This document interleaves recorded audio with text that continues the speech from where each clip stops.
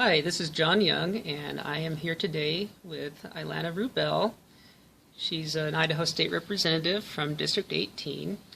And Ilana, you've sponsored a bill, HB 246, which is known as the anti-bullying bill.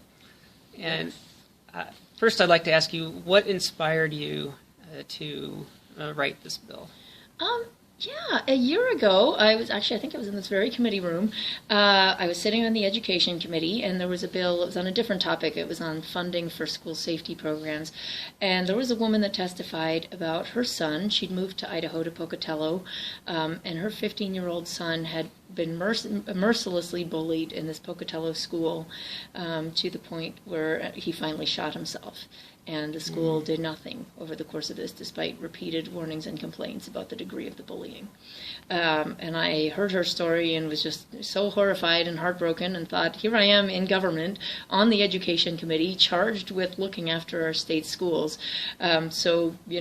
I should be doing something to try to make sure this doesn't happen again. So I promised her that day that I was going to try to do something to fix the problem so that more kids didn't end up in the same situation as her son.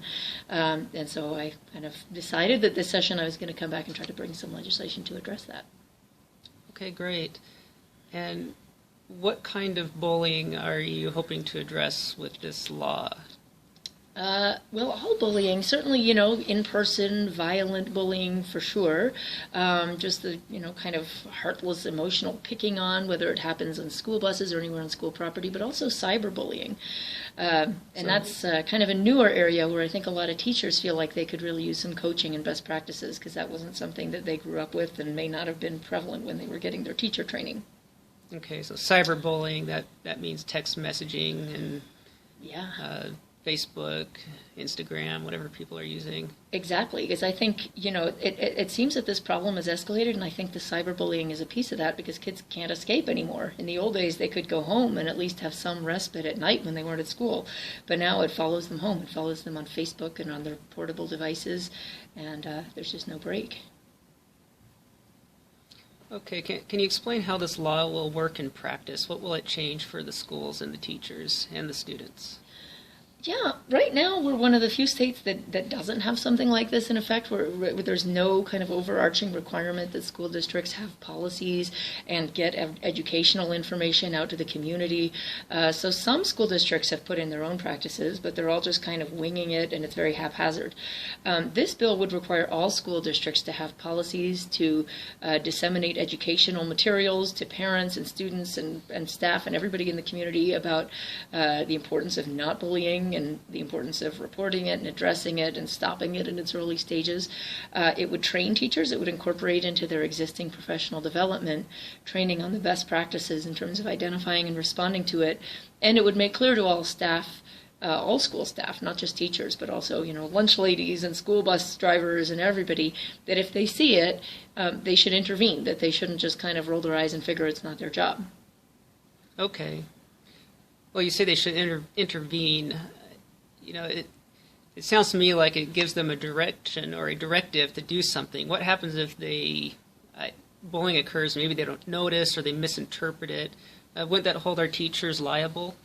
No, well, there wouldn't be any legal liability. Idaho has a very strong tort immunity statute, which says basically that any government employee or government agency or anybody working under the public domain can't be sued for negligence, pretty much. The only way they could be liable, as long as they're acting in the course of their employment, would be if they acted specifically with malice or something. So just negligence, failing to see something, would never be enough to get you sued. Okay, great. Now, what about the cost to taxpayers for this bill? Well, the bill doesn't ask for any money. It has no fiscal note attached, which means we're not trying to appropriate any money for this.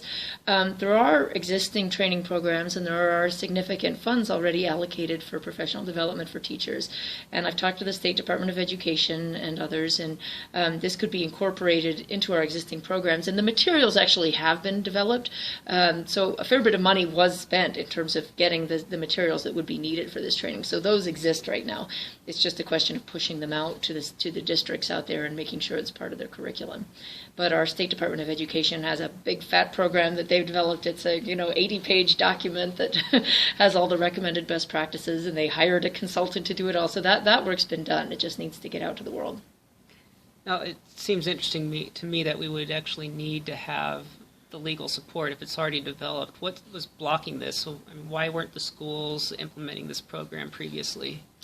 Some are. The Boise School District has one of the better developed anti-bullying programs in its policies, and it already makes clear that it expects teachers to intervene when they see these situations.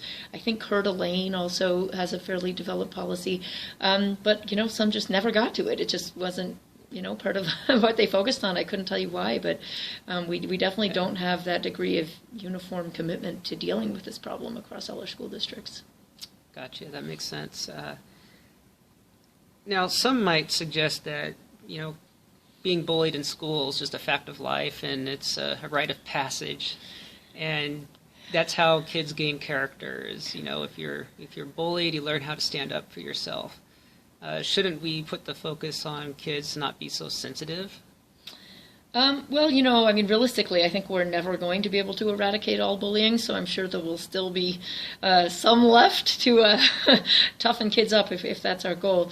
But I think it's, we're looking at something that's far beyond anything that has useful repercussions. To some kids, maybe it does toughen them up, but to too many others, it has catastrophic repercussions. And I've learned a lot more about this since I started going down this path. I didn't really know all the statistics or the scope of the problem until I started looking into this due to the mom that testified last year. But I learned, 1 in 10 kids drops out or changes schools because of bullying. 1 in 7 kids in the past year in Idaho has seriously contemplated suicide. We have a suicide rate that's 49% above the national average. It's when you're talking about kids being driven to suicide, and there's a term for it. It's common enough that it's called bullycide, when a kid is bullied to the point of suicide. And when we're seeing the prevalence of that, I was told that there were 4 instances of that in Idaho over a 1-month period this year, just in February, about a month ago. That's totally unacceptable, and, I don't think we can brush that under the carpet by saying, well, maybe it toughens some kids up. Okay. Do you expect this bill to have positive influences, not just in the classroom or in the educational system, but outside of the classroom? Oh, I sure hope so. Certainly outside of I think, as I said, a lot among the repercussions on kids, there are just bad health effects. It causes depression. It causes them to lack engagement in school, want to drop out of school. If they drop out of school or they lose their commitment to academic success, that obviously has lifelong effects in terms of their earning potential and their success in the career field. But it also, I think, can lead to lifelong depression, lifelong health effects. And so if we can address that early, bullying can really be a lifelong problem in terms of the fallout on a person's life. And obviously, with respect to parents, it affects parents' happiness if their kids are miserable. So I think the ripple effect in the community, I'm hoping, will be pretty significant. All right, Ilana Rubel, thank you very much. I appreciate you taking the time to talk with me about your bill, and good luck in the Senate. Well, thanks so much for your interest in this issue. You're welcome.